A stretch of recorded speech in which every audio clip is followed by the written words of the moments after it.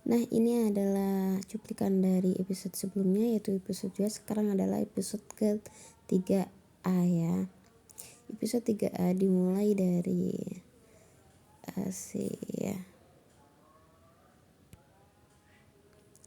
Shigana ini memainkan gitarnya dan mengingat masa lalunya, yaitu yang ditinggal oleh ibu tercintanya. Dia merasa sedih sekali mengingat hal tersebut. Dia pindah ke second di mana waktu mereka masih SMA, Sylvia yang ditinggal oleh papanya yaitu berpisah dengan ibunya. Dan dipindah di second di mana si Drew itu mengingat masa lalunya yang kelam, yang saat bekerja dengan paksaan. Seperti itu. Pindah ke second di mana si Via ini dipecat oleh si bapak bosnya. Dia mengingat di mana dia berkonser waktu episode kedua konsernya yang ya bagus sekali gitu. Dan pindah ke second di mana dia ada di tempat Drew dan dimintain foto sama fans-fansnya. Dan si Drew melayani mereka. Dan kayaknya tuh si temannya si Gana itu suka deh sama si Drew. Kelihatan dari cara bicaranya seperti itu. Nah,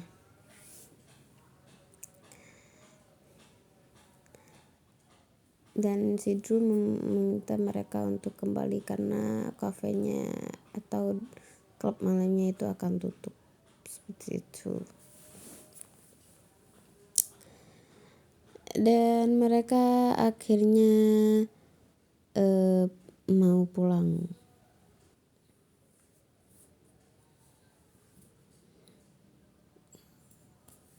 Dan akhirnya mereka pamitan dan pulang untuk mengantar dan temannya si Gana mengantar si Via untuk kembali ke kosannya. Dan tiba-tiba si Via lupa ndak bawa kunci. Tapi jangan khawatir, temannya si Gana maksudnya si Via itu keluar dengan mengigau. Dan satu temannya itu kayaknya suka deh sama temannya si Via ini. Dan akhirnya mereka pun ke atas seperti itu. Pindah di pagi hari, si Mas itu menelpon rekannya dan Sylvia menghampirinya untuk membujuk bagaimana si band itu, bandnya si Gana itu untuk membujuk pak bosnya untuk menerimanya dia lagi. Tapi dia akan mencobanya dengan keras karena siapa tuh namanya pak bosnya itu kayak rada-rada galak sih. Tapi dia akan berusaha membantu si Via untuk menunggunya di depannya.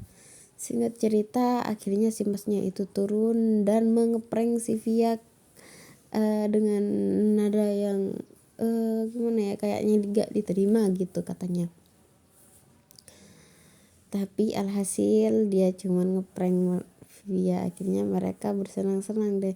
Dan dia menelpon si Gana untuk jangan telat besok untuk datang ke kantornya, dan juga si Drew. Tapi Drew itu kayaknya gimana kalau nggak diterima, jangan khawatir katanya, kata Via.